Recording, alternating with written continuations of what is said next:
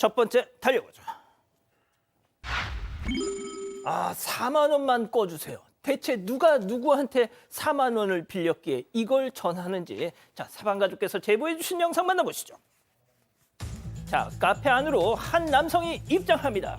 자, 알바생에게 말이죠. 다짜고짜 돈 빌려달랍니다. 아이, 사장님 미안한데 돈 3만 원만 좀 꿉시다. 내 친구 지어름 줄게. 자, 하면서 내가 묵주랑 휴대폰 번호도 남길게. 내가 꺼주라. 자, 직원 저렇게 번호를 옮겨 적자 그 위에 저렇게 안경하고 묵주를 놓고 나 신앙하는 사람이야. 이거 왜 이래? 하면서 저렇게 돈을 건네받아. 아이, 자기야 주는 김에 만 원만 더 주라 하면서 4만 원을 챙기더니 저렇게 바깥으로 후다닥 나갑니다. 자, 그리고 중요한 거 지금 이 시각까지 함흥차사라는 거죠. 자, 안경 쓴 사람이 안경도 맡기고 가고 묵주도 맡기고 가고, 저거 보안경일까요? 뭘까요? 아니죠. 자, 지난 4월 9일 오후에 있었던 일인데요. 60대로 추정된 남성이 인천 부평구에 있는 한 카페에 들어가면서 안경하고 묵주를 맡긴 다음에 돈을 좀 달라. 좀 있으면 친구가 오니까 친구가 갚아줄 것이다. 라고 하면서 두 개를 맡기고 전화번호를 적고 돈 4만 원, 3만 원 플러스 만 원 더 가져가 버립니다. 그래서 이제 아르바이트생이 그걸 줬는데 그 이후에 그 연락처로 전화를 해보니까 딴 사람이 받죠, 당연히. 아이고야. 모르는 일이다라고 얘기를 했고요. 사장이 이제 제보자이신데 아르바이트생이 아마 당황해서 돈을 줬는 것 같은데 자기도 진짜 왜 줬는지 모르겠다라고 괴로워한다고 하고요. 아마 이게 또 딴 데서 있을 것 같아서 제보를 한다고 하는데 아마 한 3가지 정도 같아요. 금액이 또 많지 않아요. 처음에 3만 원이었거든요. 그리고 자신만만해 와서 막 담보로 맡기는 것도 있죠. 그게 비록 안경하고 묵주지만 거기에다가 이 동정심을 좀 유발할 수 있는 막 그런 것들이 조합됐기 때문에 아마 반복을 많이 했을 것 같고요. 아마 아르바이트생이 아마 쏘갔던 게 아닌가 생각이 듭니다. 자, 그럼에도 불구하고 사장님은 저 사람이 깜빡한 거라고 하시더라고요. 그럴 가능성 저는 없다고 봅니다만. 자, 지금이라도 4만 원 들고 당장 가게 앞으로 가세요. 자, 다음 이어가죠. 만취 승객이 퍽퍽퍽입니다. 또 택시기사 폭행 사건. 사방가족께서 제보해 주신 영상 만나보시죠. 이 아줌마 웃기는 아줌마네. 웃기는 아줌마예요. 왜 그래? 택시, 너 택시 좀 왜 하고 있어? 택시 기사를, 야, 여기 택시 기사를 왜 하고 있어? 빨리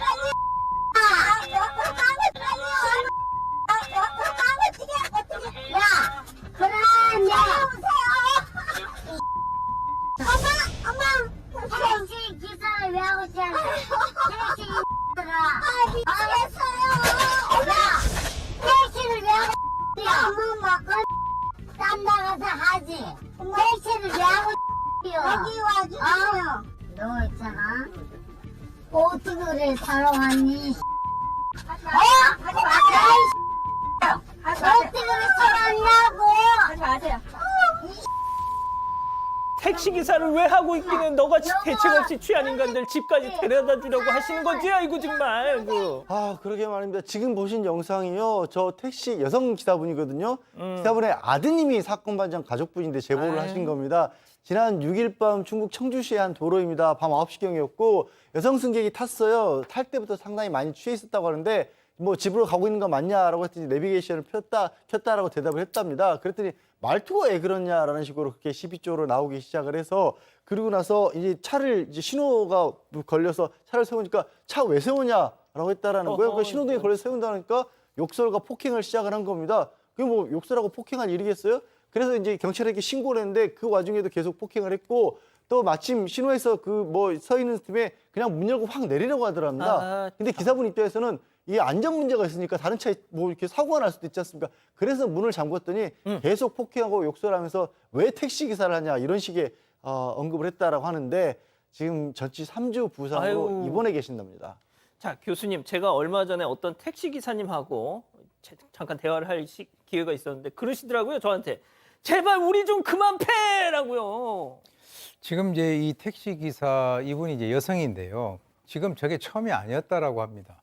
그동안에 이제 택시를 운전하면서 여러 차례 그 어떤 폭행을 이제 당해 왔었는데 그동안에 이제 자기 그 가족들에게 알리게 되면 너무 걱정을 할까 봐 그걸 아이고. 숨겼다라고 그래요. 근데 이제 이번에는 좀 너무 심해서 저게 이제 결국 그 가족들에게 알려졌는데 그래서 이제 이 제보자도 바로 이분의 그 아들이라고 그렇게 나왔습니다. 그래서 이제 이 제보를 하면서 이 제보자가 어머니가 저런 상황 하에서 어떤 그 나쁜 여건 하에서 일을 하고 계신다라고 하는 그걸 목격하고 실제로 너무 가슴이 아팠다라고 하는 이런 얘기를 갖다 했는데요. 이 택시 기사도 누군가의 가족이 아니겠습니까? 근데 저게 택시 기사 이 폭행하는 게 하루 이틀 올라온 게 아닌데 저 늙은 나이 든 여성 이 술을 먹든 나이를 먹든 제대로 먹어야 될 것 같습니다. 그러니까 말이죠. 좋습니다. 다음 이어가죠. 새벽 5시 고백 테러입니다. 한 온라인 커뮤니티에 올라온 글인데 어떤 문자를 받고 너무 짜증나고 불쾌하다고. 자, 바로 만나보시죠. 자, 새벽 5시 한 여성의 휴대폰에 까똑까똑. 자연이 자니? 오빤 네 생각에 잠을 설치고 있단다. 우리 자연이 잔다르크 같은 인성의 예쁜 얼굴. 오빠 너에게 완전 반해버렸다규. 물론 내가 셋 딸린 이혼남이긴 하지만 자연아, 우리 주위 상황 시선 따지지 말고 한번 만나보자. 응? 이렇게 용기 내 고백한다. 특급 칭찬해. 도대체 이 인간은 누구냐? 자, 여성이 업무적으로 알게 된 사장님의 아들, 이른바 실장님이었던 셈인데요. 번호조차 알려준 적이 없는데 뜬금없이 새벽 5시 이런 고백 테러를 했다는 겁니다. 자, 고령, 돌싱, 아이셋 그게 중요한 게 아니죠. 들이댈 때 되더라도 뭔가 정서적인 교감은 있어야 되는 거 아니겠습니까? 네, 그런데 전혀 없었다는 게 문제겠죠. 새벽 5시에 나이 많은 이혼남한테 고백 문자 받았다는 제목의 글이 올라왔습니다. 이 남성, 밤새워 생각하면 안 되는데 잠을 설친다. 당신이 여자로 보인다. 나이도 모르고 남자친구가 있는지도 모르지만 만나보고 싶다고 얘기를 합니다. 그러면서요, 애새 딸린 이혼남을 만나고 싶겠냐, 그건 알지만 몇십 년 만에 밤잠 설치게 하는 이성이 나타나서 고민하다가 문자를 보낸다. 그러면서 이렇게도 얘기를 합니다. 거절해도 괜찮다. 용기 낸 나 자신을 칭찬할 거다. 덧붙였습니다. 이 남성은 여성이 그 업무하다가 알게 된 여성 사장님이 있는데요. 그 사장님 아들이었다고 합니다. 2주쯤 전에 그 사장님이 휴대전화 전화를 안 받아서 사무실로 전화 건 적이 있는데 그때 이 남성이 대신 받았다는 겁니다. 그 당시에 아마도 전화기에 그 발신자로 찍힌 전화번호 그걸 저장한 것 같다고 보고 있습니다. 그래서요, 그 사장님한테 직접 아드님께 이런 문자 받았다. 이런 거 좀 안 하셨으면 좋겠다. 그렇게 말씀을 드렸다는 겁니다. 그랬더니 그 사장님이 원래 그런 애가 아닌데 이혼의 충격으로 이런 것 같다. 이렇게 답장이 왔다고 하고요. 대신 사과를 했다고 합니다. 이 여성은 절대 나는 여지 준 적이 없다. 나이도 모르는데 나보다 훨씬 많은 중년이고 왜 상대방이 불쾌할 거란 생각 안 하고 자기 감정만 편하자고 이러냐면서 상당히 격양된 반응을 보였습니다. 알겠습니다. 자, 다음 이어가죠. 발판 밟고 우당탕탕입니다. 자, 사방가족께서 제보해 주셨는데 화장실에 다녀오는 길에 큰 사고를 겪으셨다는 거죠. 만나보시죠. 자, 건물 앞은 한창 이사로 분주합니다. 이사집센터 직원이 짐을 저렇게 잔뜩 실은 수레를 끌어서 건물 바깥으로 나르는데요. 자, 이걸 위해서 출입구 바닥에는 깔판을 저렇게 깔아놨다는 거죠. 자, 좋습니다. 자, 그런데 한 남성이 걸어오는데 발이 쭉 아이고 세상에 미끄러져서 저렇게 넘어지셨어요. 아이고. 자, 깔판은 그냥 쭉 날아가 버리고 저렇게 미끄러져서요. 자, 남성분 허리를 부여잡고 고통스럽게 막 일어나는데 말이죠. 양 변호사님, 정말 세게 많이 다치셨을 것 같은데. 그러게 많이 다쳤습니다. 실제로 이 사건은 지난 3월 3일 날 일어났고요. 인천 부평구의 한 상가 건물이라고 합니다. 보신 것처럼 이 이사짐 센터에서 이사 짐을 나르기 위해서 플라스틱 깔판을 설치해 놨다가 그걸 고정을 시키지 않은 채로 썼던 겁니다. 그래서 하필이면 그 위로 지나가던 제보자분이 넘어졌는데 손목뼈에 골절이 있고요. 염자 부분, 골반 쪽에 염자도 생겼다고 합니다. 굉장히 부상이 좀 심해서 이 일도 상당히 손실이 있는 그런 상황이라고 하는데 문제는 저렇게 넘어진 걸 보고도 어찌된 일인지 이사센터 측에서 별다르게 응대를 안 했다라는 겁니다. 그래서 어쩔 수 없이 이 나중에 그 이사센터 보면 이렇게 전화번호가 올라와 있잖아요. 그 전화번호로 전화를 했더니 업체의 대표로 추정되는 분이 그러면 이게 합의를 보자 하면서 현금 5만 원을 주면서 끝내자고 했다는 거예요. 5만 원. 근데 지금 말씀드렸다시피 이 손목 부분에 뼈도 골절이 있는 상황이고 이 미용사분이거든요. 일하는데도 지정이 있는 상황인데 무슨 이게 말이나 되겠습니까? 그래서 그런 사정을 얘기했더니 일단은 그러면 5만 원 갖고 상처 치료하고 나중에 이걸 보상을 해주겠다라고 했는데 처음부터 저는 납득이 안 가요. 5만 원 주면서 이걸 끝내자고 할 일인가요, 저게? 자, 박 변호사님, 일단 이 다치신 분의 주장을 저희가 전해드리고 있는 거지만 박 변호사님. 자, 근데 그 이후에 또 합의가 제대로 되지 않습니다. 나중에 다시 찾아와가지고 내가 신용불량자고 돈이 없다라고 얘기하면서 에? 영업 손실하고 병원비를 더해서 이 제시한 합의금 자체를 거절했다라고 하고요. 10분에 다시 찾아와서 아이고 크게 다친 것 같지도 않은데 합의금 너무 많지 않냐, 영업도 잘하고 있는 거 아니냐라고 하면서 또 그냥 갔다라고 합니다. 어허. 근데 실제로 지금 이거 부상 때문에 이 고객을 한 70%덜 받고 있는 상태이기 때문에 아이고야. 영업 손실 같은 게 생겼거든요. 예. 입증만 한다면 받아낼 수가 있고요. 안 준다면 결국은 소송을 좀 통해서 할 수밖에 없지 않을까 생각이 듭니다. 그렇군요. 알겠습니다. 자, 마지막 사연으로 가보죠. 무당 말만 듣는 친정엄마입니다. 자, 집단 지성의 판단을 받아보고 싶으시답니다. 네, 그 친정 어머니의 지나친 무속신앙 사랑 때문에 너무 괴롭다는 60대 딸의 사연입니다. 그 어머니가 원래는 불교 신자였는데요. 언젠가부터 점집에 빠져서 그 무당 만나러 다니신 지가 벌써 몇십 년째입니다. 그래서 간단한 거 하나도 꼭 무당 찾아가서 다 물어보시고요. 그 무당 말은 고지고대로 다 듣고 전하신다고 해요.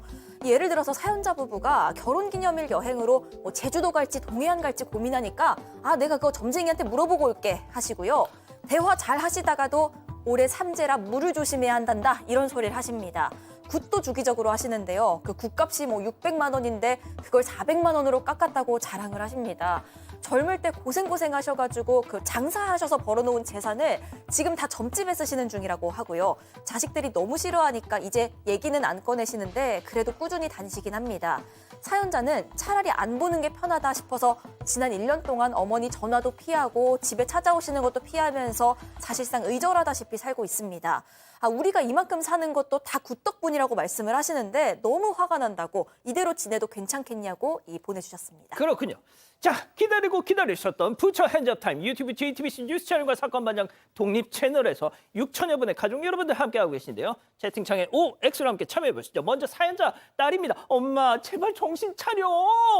구시든 점이든 어쩌다 한 번이지. 아, 먹고 자고 싸는 것까지 다 무속인한테 물어보면 어떻게 살아 진짜. 제발 정도껏.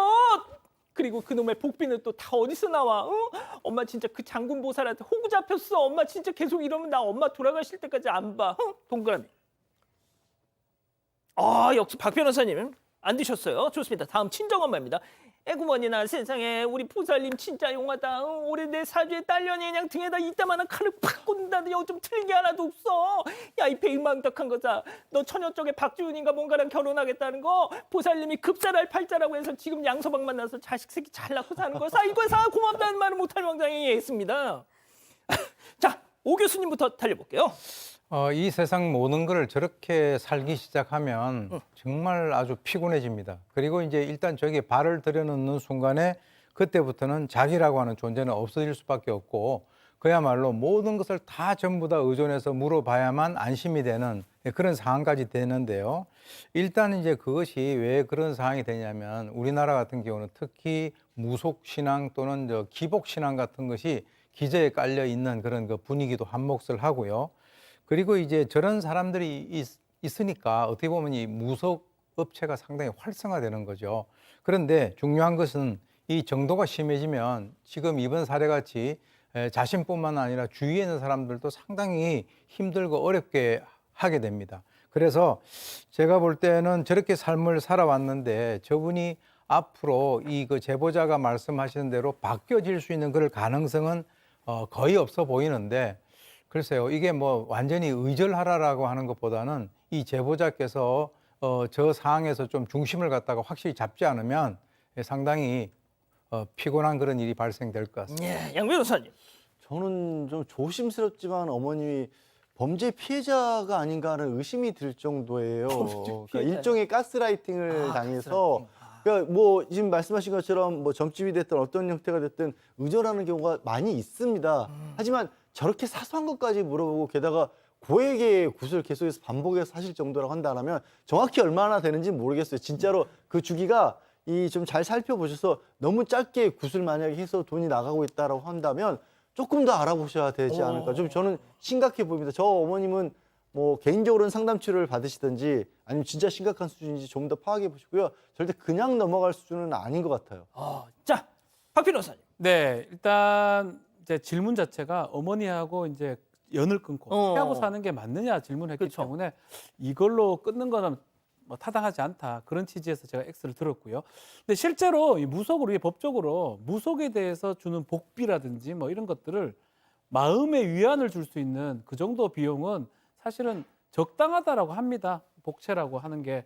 그렇기 때문에 뭐 양 변호사님 말씀하셨지만 너무 과하게 하지 않는 이상은 스스로가 편하고 하기 때문에 저는 할 수 있다고 봅니다. 과도한 금액의 굿이라든지 굿값은 타당하지 않지만 그런 거 봤을 때는 어머니가 좀 부족하고 이런 것들 여기서 채워간다고 생각하고 뭐 분명히 좀 줄일 필요는 있지만 2년은 끊지 말아 주셨으면 좋겠다는 생각이 X를 들었습니다. 그렇군요. 자, 우리 가족 여러분들 생각은요? 네, 최경선님 로또 번호나 달라고 하세요 하셨고요. 하림님 그러다 집 한 채 날아갑니다. 우경민님 저희 시어머니 무당한테 빠져서요. 그 무당 집 사고 상가 살 때까지 돈 날리셨어요 하셨습니다. 그러셨구나.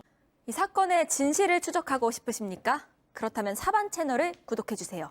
지금까지 이자연 기자였습니다.